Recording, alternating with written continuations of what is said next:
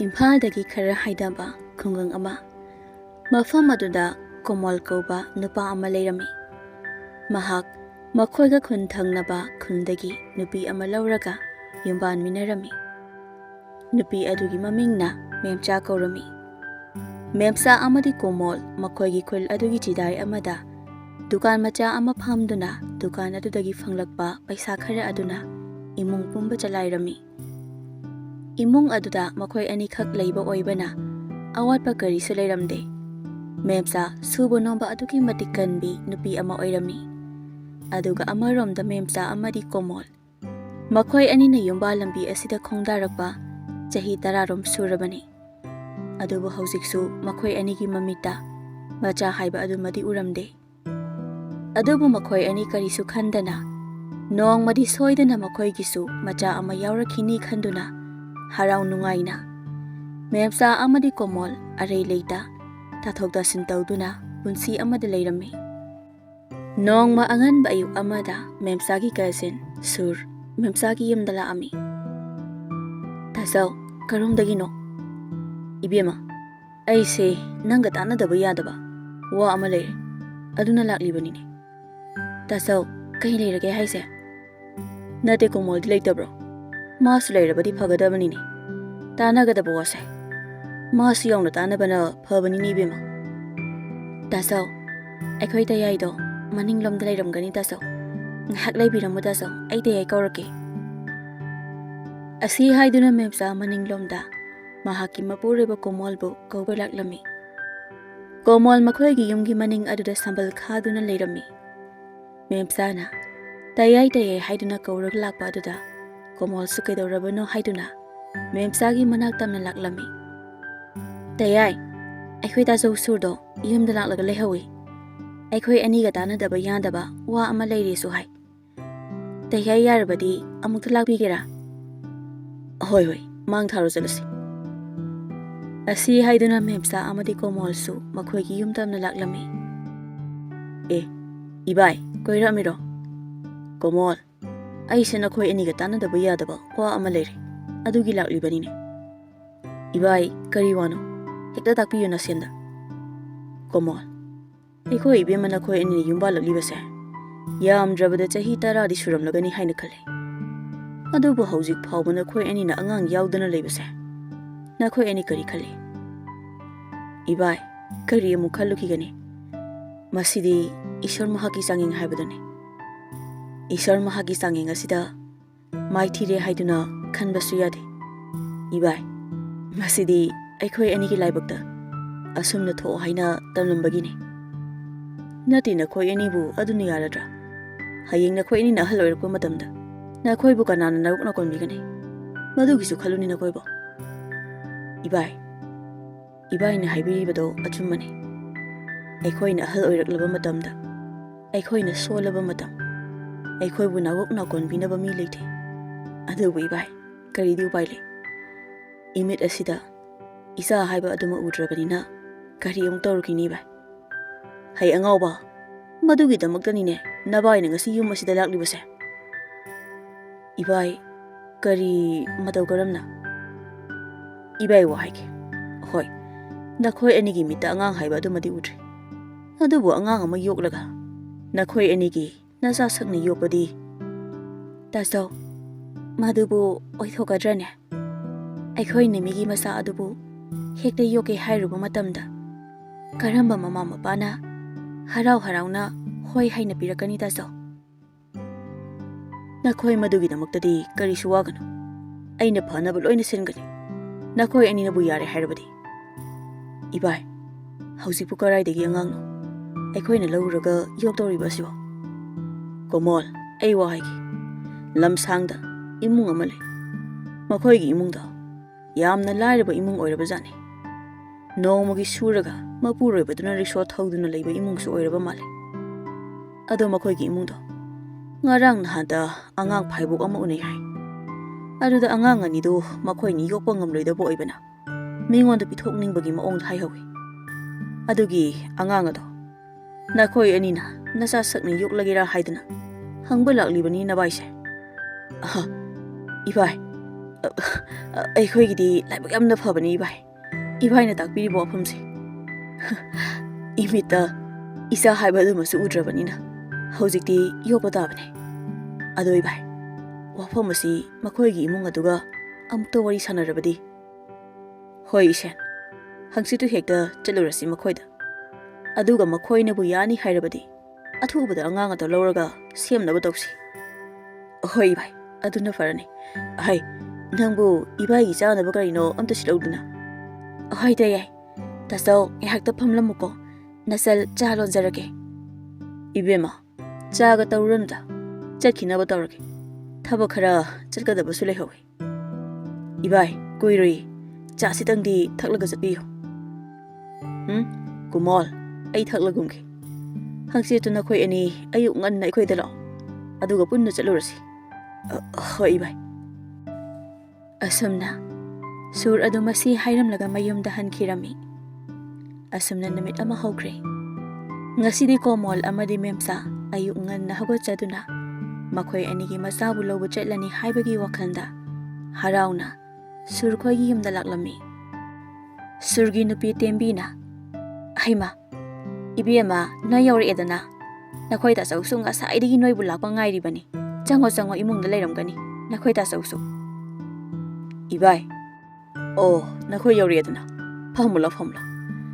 ꯍꯩ ꯏꯕꯦꯝꯃ, ꯆꯥꯛꯇꯣ ꯊꯤꯗꯣꯛꯅꯕ ꯇꯧꯔꯣ. ꯅꯈꯣꯏ ꯃꯥꯝꯃꯒ ꯏꯅꯦꯒꯁꯨ ꯌꯧꯔꯛꯑꯦ. ꯆꯥꯛꯇꯨ ꯄꯨꯟꯅ ꯆꯥꯔꯒ ꯆꯠꯀꯗꯕ ꯊꯕꯛꯇꯨ ꯆꯠꯂꯨꯔꯁꯤ. ꯁꯨꯔꯒꯤ ꯃꯆꯥꯅꯨꯄꯤꯅ, ꯍꯣꯏ ꯕꯥꯕꯥ. ꯃꯁꯤ ꯍꯥꯏꯗꯨꯅ ꯁꯨꯔꯒꯤ ꯃꯆꯥꯅꯨꯄꯤ ꯑꯗꯨꯅ ꯆꯥꯛ ꯏꯁꯤꯡ ꯑꯗꯨ ꯊꯤꯗꯣꯛꯇꯨꯅ ꯃꯈꯣꯏ ꯄꯨꯟꯅ ꯆꯥꯃꯤꯟꯅꯔꯝꯃꯤ. ꯑꯁꯨꯝꯅ ꯆꯥꯛ ꯑꯗꯨ ꯄꯨꯟꯅ ꯆꯥꯔꯕ ꯃꯇꯨꯡ ꯉꯥꯏꯍꯥꯛ ꯇꯤꯚꯤ ꯀꯥ ꯑꯗꯨꯗ ꯄꯨꯟꯅ ꯐꯝꯂꯕ ꯃꯇꯨꯡ ꯁꯨꯔ ꯑꯃꯗꯤ ꯃꯍꯥꯛꯀꯤ ꯅꯨꯄꯤ ꯇꯦꯝꯕꯤ, ꯃꯦꯝꯆꯥ, ꯀꯣꯃꯣꯜ ꯃꯈꯣꯏꯅ ꯆꯠꯀꯗꯕ ꯊꯕꯛ ꯑꯗꯨ ꯆꯠꯅꯅꯕ ꯍꯥꯏꯗꯨꯅ ꯌꯨꯝ ꯑꯗꯨꯗꯒꯤ ꯊꯣꯛꯂꯛꯂꯝꯃꯤ. ꯃꯈꯣꯏꯅ ꯑꯁꯨꯝꯅ ꯂꯥꯛꯄꯅ ꯂꯝꯁꯥꯡ ꯕꯖꯥꯔ ꯌꯧꯔꯛꯂꯝꯃꯤ. ꯏꯕꯨꯡꯉꯣ, ꯑꯁꯤꯒꯤ ꯂꯩꯔꯛ ꯑꯃ ꯂꯩꯕꯁꯦ ꯑꯁꯤꯗ ꯊꯧꯖꯤꯜꯂꯨ. ꯑꯗꯨꯒ ꯑꯅꯤꯁꯨꯕ ꯊꯣꯡꯒꯥꯜ ꯑꯁꯤꯗ ꯈꯥꯝꯃꯨ. ꯑꯁꯨꯝꯅ ꯒꯥꯔꯤ ꯑꯗꯨ ꯊꯧꯖꯤꯜꯂꯛꯇꯨꯅ ꯌꯨꯝ ꯑꯗꯨꯒꯤ ꯊꯣꯡꯒꯥꯜ ꯑꯗꯨꯗ ꯒꯥꯔꯤ ꯑꯗꯨ ꯈꯥꯝꯂꯝꯃꯤ. ꯁꯨꯔ ꯑꯃꯗꯤ ꯇꯦꯝꯕꯤ, ꯀꯣꯃꯣꯜ, ꯃꯦꯝꯆꯥ ꯃꯈꯣꯏ ꯃꯔꯤꯃꯛ ꯌꯨꯝ ꯂꯩꯔꯤꯕ ꯑꯗꯣꯝꯗ ꯂꯥꯛꯂꯝꯃꯤ.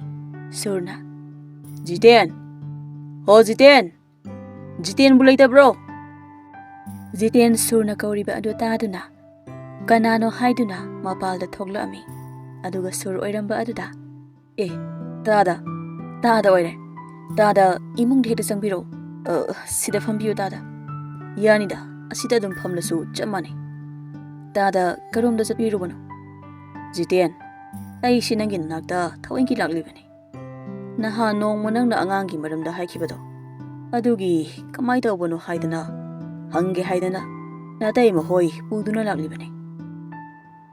ꯇꯥꯗ, ꯑꯉꯥꯡ ꯑꯅꯤ ꯑꯁꯤꯒꯤ ꯃꯔꯝꯗ ꯑꯣꯏꯔꯕꯗꯤ ꯍꯣꯏ, ꯑꯩꯈꯣꯏꯅ ꯂꯥꯏꯔꯕ ꯍꯥꯏꯕꯗꯨ ꯑꯣꯏꯔꯨꯕꯅ, ꯑꯩꯅ ꯁꯨꯔꯒ ꯆꯥꯕ ꯍꯥꯏꯕꯗꯨ ꯑꯣꯏꯕꯅ ꯑꯉꯥꯡ ꯑꯅꯤꯁꯦ ꯑꯩꯈꯣꯏꯅ ꯌꯣꯛꯄ ꯉꯝꯒꯅꯤ ꯍꯥꯏꯕꯗꯤ ꯊꯥꯖꯗꯦ. ꯑꯗꯨꯅ ꯑꯉꯥꯡ ꯑꯅꯤꯁꯤ ꯌꯣꯛꯄꯤꯒꯦ ꯍꯥꯏꯕ ꯂꯩꯔꯕꯗꯤ ꯃꯈꯣꯏꯗ ꯄꯤꯊꯣꯛꯂꯒꯦ ꯍꯥꯏꯅ ꯈꯜꯂꯤ. ꯑꯗꯣ ꯑꯉꯥꯡ ꯅꯨꯄꯤ ꯃꯆꯥ ꯑꯁꯤꯗꯤ ꯄꯥꯁꯣꯏꯗꯒꯤ ꯏꯃꯨꯡ ꯑꯃꯅ ꯌꯣꯛꯆꯔꯒꯦ ꯍꯥꯏꯗꯨꯅ ꯂꯥꯛꯂꯝꯃꯤ. ꯑꯩꯈꯣꯏꯅꯁꯨ ꯍꯣꯏ ꯍꯥꯏꯅ ꯍꯥꯏꯗꯣꯛꯈ꯭ꯔꯦ. ꯑꯗꯨꯕꯨ ꯅꯨꯄꯥ ꯃꯆꯥ ꯑꯁꯤꯗꯤ ꯍꯧꯖꯤꯛꯁꯨ ꯌꯣꯛꯄꯤꯒꯦ ꯍꯥꯏꯕ ꯃꯤ ꯂꯥꯛꯇ꯭ꯔꯤ. ꯖꯤꯇꯦꯟ, ꯃꯥꯡꯗ ꯐꯝꯂꯤꯕꯁꯦ ꯑꯩꯒꯤ ꯏꯆꯜꯒ ꯏꯁꯦꯟ ꯅꯨꯄꯥꯒꯅꯤ.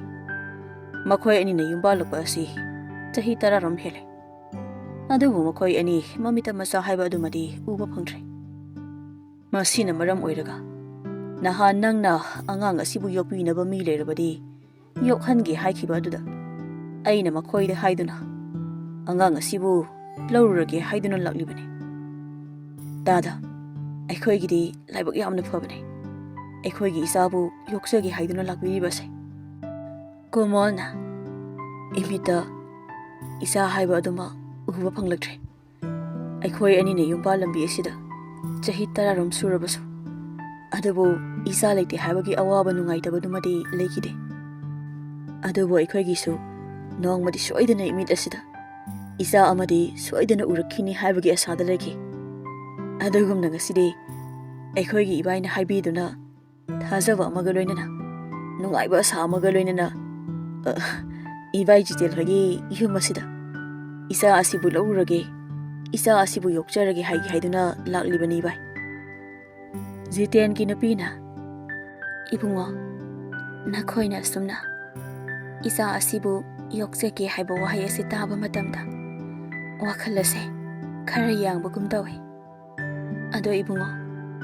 Isa asibu nakhoina nasa sakna yobirogo. Aikhoina lairaba haibado oirubana. Nongmagi suraga saba haibado oirubana. Ngasidi ibuk thoki isa phawbada yopa ngamdre.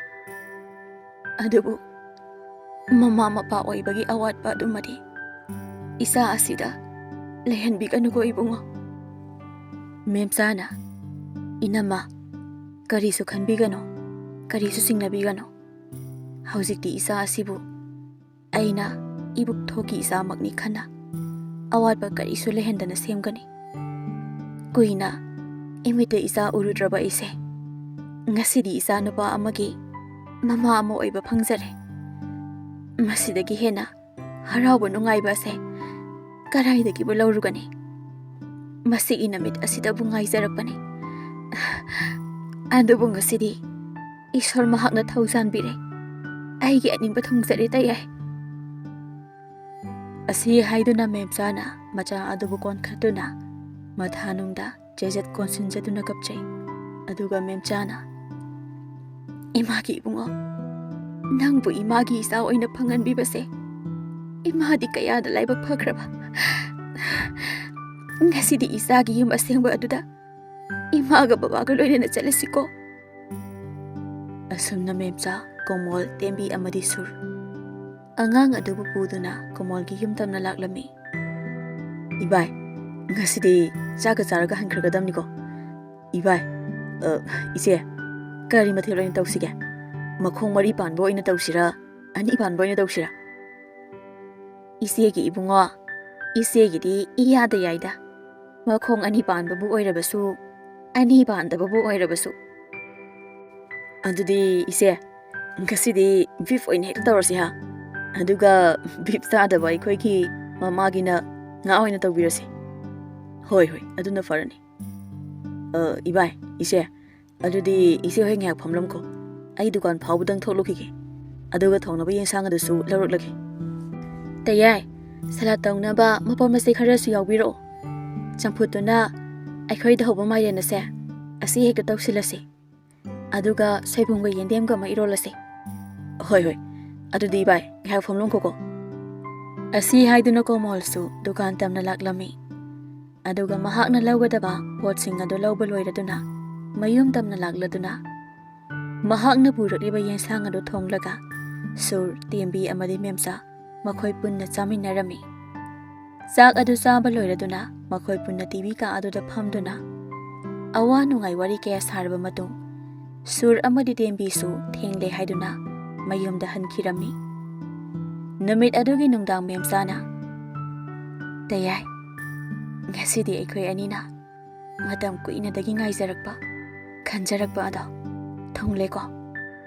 Ngasigi mikupsa ai kaidongda kawba ngamloi. Ai isa si yengune kayada nusikraba. Masin nasisu piktak tawradana. Khangdrada isa phangjabagi nungaibase masa phangjiba laitaba minadi khanglaroi. Adune masin masa si yengo. Masin masa se katholaga tumise. Haujikti isadagi henba kanasu laitre. Isana punamak oirani. Isa laitringegi nungaibaduga haujik isa lairaba tungda nungaibasiga kayada khenakraba. Adu mama isa se maming kai haina thonsige. Tayai adudi aisu khangdi kai haina thonsige. Tayai nadi kai haina thoninginoba.